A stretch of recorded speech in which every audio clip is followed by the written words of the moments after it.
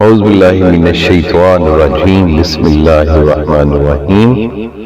شیخ ابو اسحاق ابراہیم جی سونیا فکردہ تاج ہے، خلیفہ سید لال شہباز جی تیرا چار کوٹی راج ہے، لجپال لاجا والیا تیرے ہاتھ میری لاج ہے، مشہور ہر دیس وچ داتا کلندر بیریا، مشکل میری آسان کرے صاحب مشکل کشا، حیدریم کلندرم مستم بندہ مرتضی علی ہستم، از میں عشق شاہ سرمستم بندہ مرتضی علی ہستم، من بغیر از علی نادانستم، علی اللہ از ازل گفتم، سرگروہ تمام رندانم، رہبر سالکان عرفانم، ہادی عاشقان مستانم، کہ سگے تو شیر یزدانم، بندہ مرتضی علی ہستم۔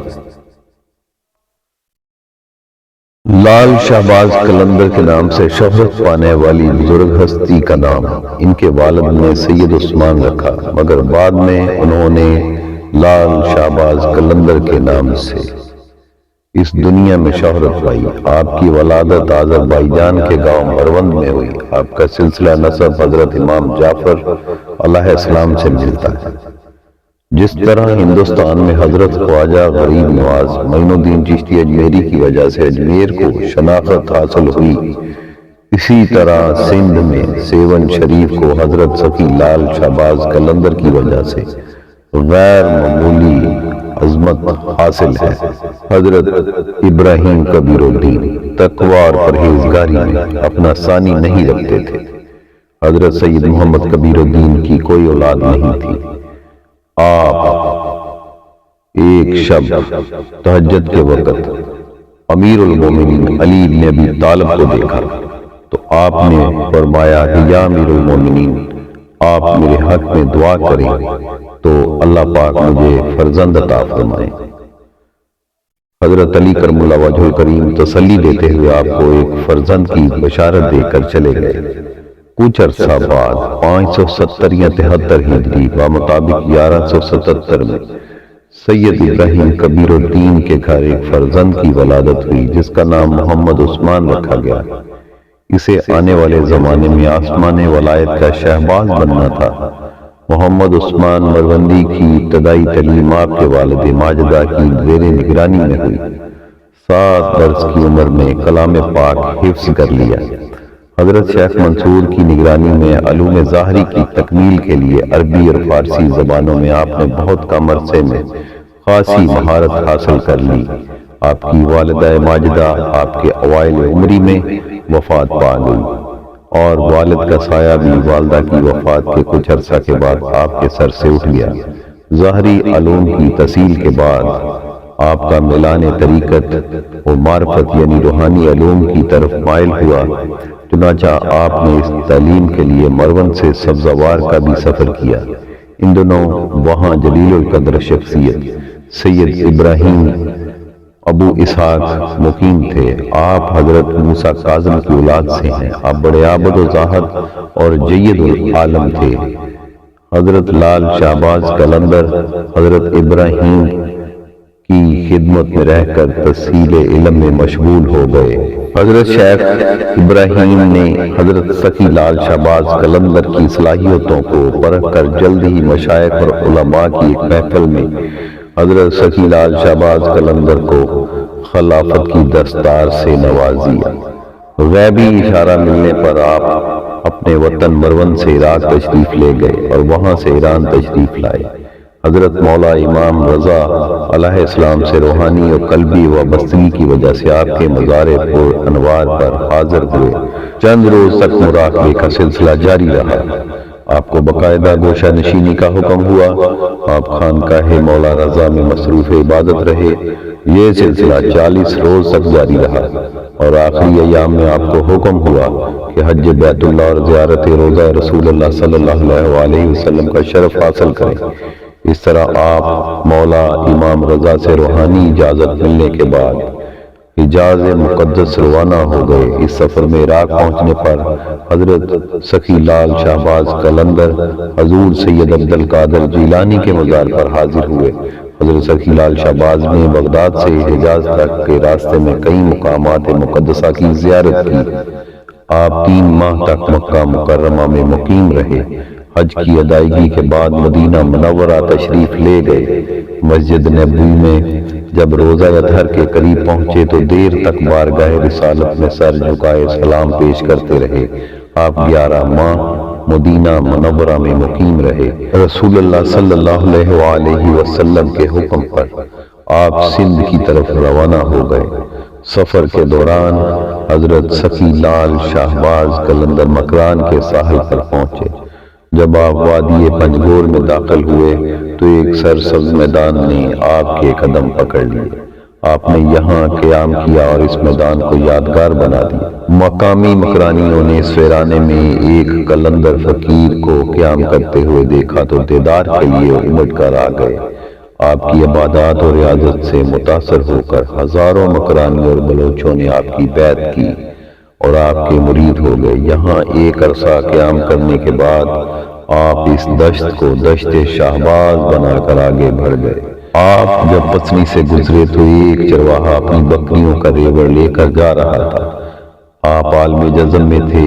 وہ چرواہا اپنی بکریوں کو بھول کر آپ کے قدموں میں بیٹھ گیا۔ آپ نے چند دن کے ساتھ میں اسے اپنے رنگ میں ایسا رنگا کہ آپ کے جانے کے بعد وہ چرواہا بکر لال کے لقب سے مشہور ہو گیا۔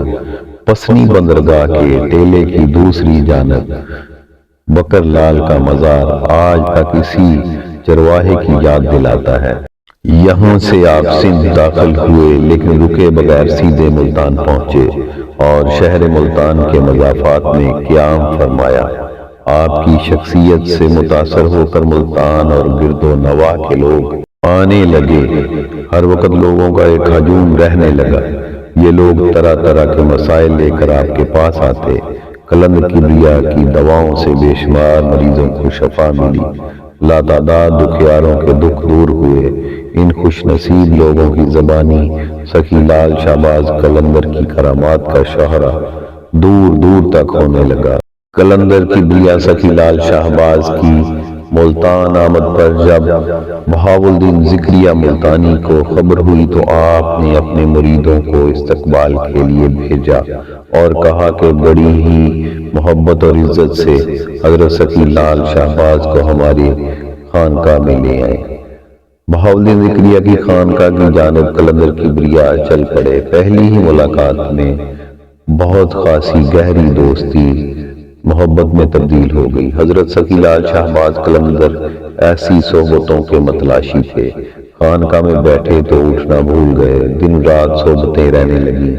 اسی خانقاہ میں آپ کی ملاقات حضرت فرید الدین گنج شکر اور حضرت جلال الدین سرخ بخاری سے ہوئی۔ اس زمانے میں خطہ پنجاب اور سندھ میں کرامتہ فرقے کا بہت زیادہ اثر تھا۔ ان کے عقائد بنیادی اسلامی تعلیمات کے منافی تھے۔ خطہ پنجاب میں کئی علاقے ایسے تھے جہاں ابھی تک اسلام کی روشنی نہیں پہنچی تھی۔ ان حالات کے پیش نظر حضرت بہاؤالدین ذکریہ ملتانی نے رشد و ہدایت اور اسلام کی تبلیغ کا ایک عملی منصوبہ تیار کیا۔ ایک طرف اپنے مریدوں کو مختلف تبلیغی دوروں پر روانہ کیا تو دوسری جانب حضرت سخی لال شہباز قلندر، حضرت بابا فرید الدین گنج شکر، سید جلال الدین سرخ بخاری کے ہمراہ تبلیغی دوروں پر خود روانہ ہوئے۔ یہ چاروں بزرگ کافی عرصہ ایک ساتھ رہے۔ بعد میں یہ چاروں بزرگ 4 یار کے نام سے مشہور بھی ہوئے۔ حضرت سخی لال شہباز کی شخصیت میں ایک خاص کشش تھی جس کی وجہ سے لوگ آپ سے متاثر ہو کر بہت جلد مسلمان ہو جاتے تھے۔ ہندوستان کے مختلف شہروں کو حضرت سخی لال شہباز قلندر سیاحت کرتے ہوئے جب جوناگڑھ تشریف لائے، ان دنوں یہاں کے لوگ ایک عجیب مصیبت میں گرفتار تھے۔ دن کی ایک خاص گھڑی میں ایک زنبیل اور ایک ڈنڈا نظر آتا تھا۔ اسے کون پکڑے ہوئے ہے کچھ نہیں نظر آتا تھا، بس ایک آواز آتی تھی جسے جو کچھ دینا ہے اس زنبیل میں ڈال دے۔ لوگوں میں یہ بھی بات مشہور ہو گئی تھی اگر کوئی اس زنبیل میں کچھ نہیں ڈالے گا تو نقصان اٹھائے گا، اس لیے لوگ خوفزدہ ہو کر کچھ نہ کچھ اس زنبیل میں ڈال دیا کرتے تھے۔ یہ زنبیل کہنے کو ایک چھوٹا سا کاسا تھا لیکن اس میں بہت سارا سامان سما جاتا تھا۔ لوگ اس زنبیل سے متاثر تو تھے لیکن روز روز کی طلب سے تنگ آ چکے تھے۔ انہوں نے بہت سے بزرگوں سے رابطہ کیا لیکن کوئی بھی اس زنبیل اور ڈنڈے کو نظر آنے سے نہ روک سکا۔ یہ قصہ چل ہی رہا تھا کہ حضرت سخی لال شہباز قلندر شہر سے باہر آ کر مقیم ہوئے۔ آپ کی شہرت کا سن کر ایک درویش آپ کی خدمت میں حاضر ہوا۔ اس درویش نے پورا واقعہ آپ کے گوش و گزار کرتے ہوئے اپنی بے بسی ظاہر کی۔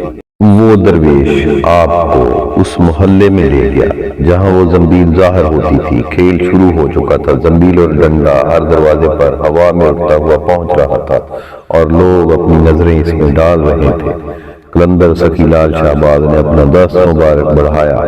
زنبیل اور ڈنڈا دونوں آپ کے ہاتھ میں آ گئے۔ لوگ دم بخود کھڑے تماشا دیکھ رہے تھے۔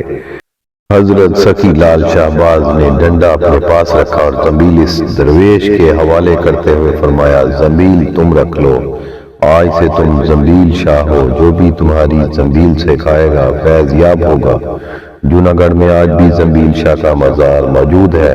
دوران سیاحت آپ گرنار اور گجرات بھی تشریف لے گئے اور لوگوں کو توحید اور حقانیت کا درس دیا۔ جس زمانے میں آپ گرنار میں مقیم تھے آپ کے گرد حاجت مندوں کا ہجوم رہتا تھا۔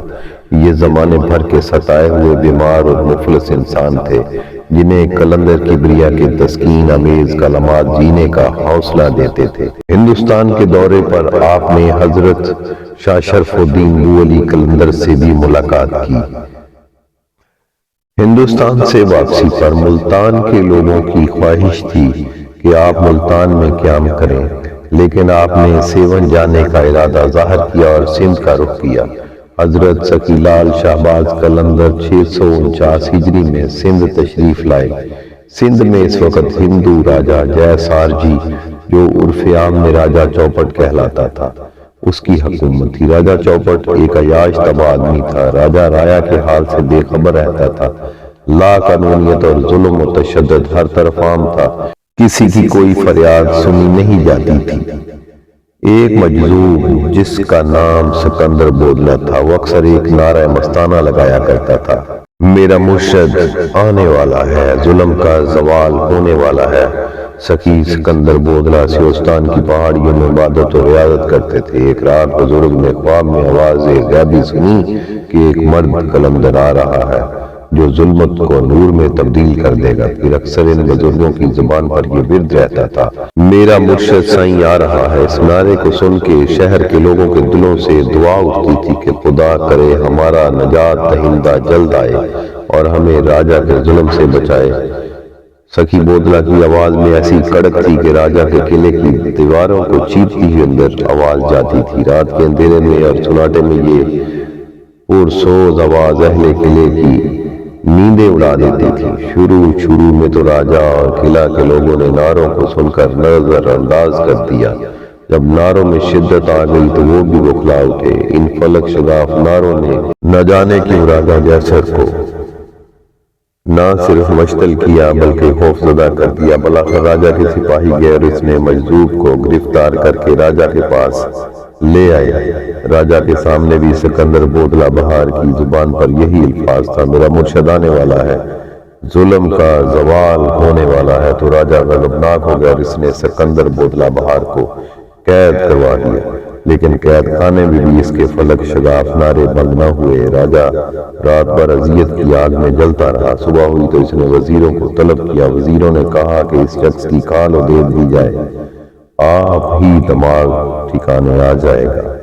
راجہ نے اجازت دے دی۔ سکندر بودلہ پر تازیانوں کی بارش کر دی گئی، لیکن وہ یہی کہتے رہے، میرا مرشد آنے والا ہے۔ سخی سکندر بودلہ پر وحشیانہ تشدد جاری تھا۔ تقریباً روزانہ ان پر تازیانوں کی بارش کی جاتی تھی، لیکن آپ کے ہونٹوں پر ایک ہی نعرہ تھا۔ سندھ کا علاقہ حضرت سخی لال شہباز قلندر کے لیے انجان تھا۔ آپ یہاں کی زبان اور ثقافت سے واقف نہیں تھے۔ اس کے باوجود آپ سرزمین سندھ کی طرف تشریف لے آئے۔ حالات کا مشاہدہ کر کے آپ نے کسی ایک جگہ کا مستقل سکونت اختیار کرنے کا ارادہ ترک کر کے پہلے ارد گرد علاقوں میں تبلیغی دوروں کا آغاز کیا۔ آپ نے ٹھٹھے کے قریب آرائی کے مقام پر ایک بزرگ پیر پٹھا سے ملاقات کی۔ یہ بزرگ ایک پہاڑی کے غار میں مصروف عبادت رہتے تھے۔ حضرت سخی لال شہباز نے اس غار میں آپ سے ملاقات کی اور کامرانی کی دعائیں لے کر رخصت ہوئے۔ آپ نے سندھ کے ایک گاؤں ریحان میں بھی کچھ دن قیام فرمایا۔ بعد میں یہی گاؤں حضرت رکن الدین ملتانی کی نسبت سے رکن پور کہلایا۔ کراچی کے قریب منگو پیر رحمت اللہ تعالیٰ کا مزار ہے۔ بعض روایت کے مطابق صاحب مزار حضرت فرید الدین گنج شکر رحمت اللہ تعالیٰ کے خلیفہ ہیں۔ اس پہاڑ پر حضرت سخی لال شہباز قلندر کے نام سے ایک بستی آباد ہے۔ بعض لوگ کہتے ہیں کہ حضرت لال نے یہاں پر قیام فرمایا تھا۔ آپ کی ایک قیام گاہ حیدرآباد کے قریب گنجا چکر کے نزدیک ٹنڈو غلام حسین میں بھی موجود ہے۔ مشہور ہے کہ آپ نے یہاں پر بھی کچھ لمحے اور کچھ دن قیام فرمایا تھا۔ سیون شریف کے ریلوے اسٹیشن کے جنوب میں ایک بلند پہاڑ ہے جس کے اندر ایک قدیم غار موجود ہے۔ روایت ہے کہ اس غار میں حضرت سخی لال شہباز قلندر نے قیام کیا۔ سیون کے ریلوے اسٹیشن کے قریب آپ کے نام سے منسوب ایک لال باغ بھی ہے۔ روایت کے مطابق اس باغ کے قریب ایک پہاڑی پر آپ نے قیام کیا۔ مقامی لوگوں میں یہ روایت مشہور ہے کہ حضرت سخی لال شہباز قلندر کی آمد سے قبل نہ یہ باغ تھا اور نہ یہ چشمہ۔ لوگ اس مقام پر چشمے کی موجودگی کو سخی لال شہباز قلندر کی کرامت قرار دیتے ہیں۔ سخی لال شہباز قلندر اور ان کے ساتھیوں نے جس میدان میں پڑاؤ ڈالا تھا، اس کے قریب ایک بستی میں شراب و شباب کی خرید و فروخت ہوتی تھی۔ درویش کے پڑاؤ کی وجہ سے اس بستی کے مکینوں نے خوف محسوس کیا اور راجہ کے پاس جا کر اس کی شکایت کی۔ ان لوگوں کی جھوٹی دروغ گوئی سن کر راجہ غصے سے تلملا اٹھا۔ اس نے بہت مغرور لہجے میں اپنے کوتوال کو حکم دیا کہ مسلمان فقیروں کو بے عزت کر کے اس کی ریاست سے نکال دیا جائے۔ راجہ کے سپاہی جب قلندر کے فقیروں کے خیمے میں داخل ہوئے، انہیں حاکم سیون کا حکم سنایا۔ قلندر کے مریدوں نے کہا کہ ہم صرف اپنے مرشد کے حکم کی پابندی کرتے ہیں، اگر تمہیں کچھ کہنا ہے تو ان سے کہو۔ راجہ کے سپاہی اسی حالت غضب میں قلندر لال شہباز کے خیمے کی طرف بڑھے، مگر اندر داخل نہیں ہو سکے۔ سپاہیوں کو ایسا محسوس ہوا جیسے ان کے پیروں کی طاقت سلب ہو چکی ہے اور وہ اپنے جسم کی حرکت سے معذور ہیں، قاصر ہیں۔ پھر جب سپاہیوں نے واپسی کا ارادہ کیا تو ان کی ساری طاقت بحال ہو گئی۔ سپاہیوں نے دوبارہ خیمے میں جانے کی کوشش کی، اس بار بھی ان کے ساتھ ایسا ہی ہوا۔ مجبوراً سپاہی کچھ کیے بنا واپس چلے گئے۔ راجہ اپنے سپاہیوں کی مجبوریوں کے قصہ سن کر سیخ پا ہو گیا۔ اس نے فوری طور پر اپنے وزیروں، مشیروں، درباریوں، نجومیوں کو طلب کر لیا۔ پھر درباری نجومیوں نے ستاروں کی چال اور ذائچے وغیرہ بنائے تو یکا یک ان کے چہرے پر خوف کے گہرے سائے لرزنے لگے۔ نجومیوں نے راجہ سے عرض کی، ذائچے بتاتے ہیں کہ ایک شخص حدود سلطنت میں داخل ہوگا اور پھر وہی شخص اقتدار کے ساتھ ساتھ آپ کی زندگی کے لیے بھی ایک سنگین خطرہ بن جائے گا۔ قلندر سے جان چھڑانے کے لیے نئی چال سوچی گئی۔ وزیروں کے کہنے پر ہیرے جواہرات اور اشرفیوں سے بھرا ہوا خوان لے کر قلندر کبریا کی خدمت میں پیش کیا گیا۔ اسے قبول فرمائیں اور کسی دوسری جگہ قیام فرما لیں۔ آپ نے حکم دیا کہ ان جواہرات کو آگ میں ڈال دو۔ خدمتگاروں نے اپنے مرشد کے حکم کے مطابق خوان اٹھا کر آگ میں ڈال دیا۔ دیکھتے ہی ایک شعلہ سا بھڑکا اور واقعی تمام ہیرے جواہرات اور سونے کے ٹکڑے لکڑی اور کوئلے کی طرح آگ میں جل کر خاک ہو گئے۔ خاک میں سیون کا نمائندہ کچھ دیر تک پتھرائی ہوئی آنکھوں کے ساتھ یہ ناقابل یقین منظر دیکھتا رہا۔ وہ سونا جو تپتی ہوئی بھٹی میں بہت دیر کے بعد پگھلتا ہے، اسے معمولی سی آگ نے چند لمحوں میں جلا کر خاک کر ڈالا۔ اور پھر جب وزیر کانپتے قدموں کے ساتھ واپس جانے لگا تو آپ نے نہایت پرجلال لہجے میں فرمایا، اپنے راجہ سے کہہ دینا کہ ہم یہاں سے واپس جانے کے لیے نہیں آئے۔ اگر حاکم سیون اپنی سلامتی چاہتا ہے تو خود یہاں سے چلا جائے۔ آخر حاکم سیون نے اپنے علاقے کے کچھ جادوگروں کو طلب کر کے ان سے مسلمان درویش سے مقابلہ کرنے کا کہا، لیکن سیون کے ساحروں نے مقابلے سے پہلے ہی اپنی شکست تسلیم کر لی تھی کہ انہیں ہرانا ہمارے بس کی بات نہیں۔ البتہ جادوگروں نے راجہ کو مشورہ دیا کہ اگر کسی طرح قلندر کے شکم میں حرام غذا داخل کر دی جائے تو اس کی ساری روحانی قوت زائل ہو جائے گی، پھر ہمارے جادو کی طاقت اس پر غالب آ جائے گی۔ راجا نے ایک روز کسی حرام جانور کا گوشت پکوایا اور کئی خوان سجا کر قلندر کبریا کی خدمت میں پیش کر دیے۔ جب یہ خوان حضرت قلندر کبریا لال شہباز کی خدمت میں پیش ہوا تو کھانا دیکھتے ہی قلندر کا رنگ متغیر ہو گیا اور آپ نے یہ کہہ کر کھانے سے بھرا ہوا خوان الٹ دیا، ہمارا خیال تھا کہ وہ کافر اتنی نشانیاں دیکھنے کے بعد ایمان لے آئے گا، مگر جس کی تقدیر میں ہلاکت و بربادی لکھی جا چکی ہو اسے اللہ کے سوا کوئی نہیں ٹال سکتا۔ مرشد کے اس عمل سے خدام پر لرزہ طاری ہو گیا۔ پھر دوسرے ہی لمحے زمین بھی لرزنے لگی۔ سیہون شدید زلزلے کی لپیٹ میں تھا۔ زمین نے 2-3 کروٹیں لی اور طاقت و اقتدار کا سارا کھیل ختم ہو گیا۔ ادھر شیخ کے سامنے خوان الٹا پڑا تھا، ادھر راجا کے قلعے کی بنیادیں الٹ گئیں اور ساری کی ساری فوج نیچے دب کر مر گئی۔ جب آپ اپنی عمر کے 100 سال مکمل کر چکے تھے تو آپ کو ملتان جانے کا خیال آیا۔ آپ کے دوست حضرت بہاؤالدین ذکریہ اب اس دنیا میں نہیں رہے تھے۔ آپ کے فرزند حضرت صدر الدین عارف آپ کے جانشین تھے۔ حضرت صدر الدین عارف کو جیسے ہی معلوم ہوا کہ سخی لال شہباز قلندر چند خدمتگاروں کے ہمراہ ملتان آ رہے ہیں تو آپ کو نہایت تذک و احتشام کے ساتھ اپنی خانقاہ پر لے آئے۔ اس وقت شہزادہ سلطان محمد تغلق حاکم ملتان تھا۔ اس نے بھی اپنے دربار میں محفل سما رکھی اور حضرت لال شہباز کو اپنے دربار میں مدعو کیا۔ آپ نے دعوت قبول کر لی۔ کہتے ہیں اس محفل میں دوران سما اچانک قلندر کبریا پر وجد کی کیفیت طاری ہو گئی۔ آپ حالت وجد میں اٹھے اور رقص کرنے لگے۔ آپ کی یہی وجدانہ رقص کی کیفیت کی دھمال بنیاد بنا جو آج بھی آپ کے مزار پر دیکھا جا سکتا ہے۔ سلطان نے خواہش ظاہر کی کہ آپ ملتان میں ہی قیام فرمائیں، مگر آپ نے فرمایا کہ آپ سیہون میں ہی رہیں گے۔ آپ کے ساتھ سلطان محمد تغلق کو اتنی عقیدت تھی کہ سلطان کی وفات کے بعد سلطان کی میت کو ٹھٹھا سے سیہون لایا گیا اور آپ کی خانقاہ کے کرب و جوار میں دفن کیا گیا۔ حضرت سخی لال شہباز نے تقریباً 113 برس کی عمر پائی۔ آسمان ولایت کا یہ شہباز اور سیہون اور سندھ کے گرد و نواح کے طریق علاقوں کو نور اسلام سے منور کرنے والا یہ آفتاب 18 شعبان المعظم 673 ہجری بمطابق 1275 عیسوی میں غروب ہو گیا، لیکن لوگوں کے دلوں میں تا قیامت اس آفتاب کی روشنی باقی رہے گی۔ بولو بولو سخی سردار قلندر مست علی حیدر۔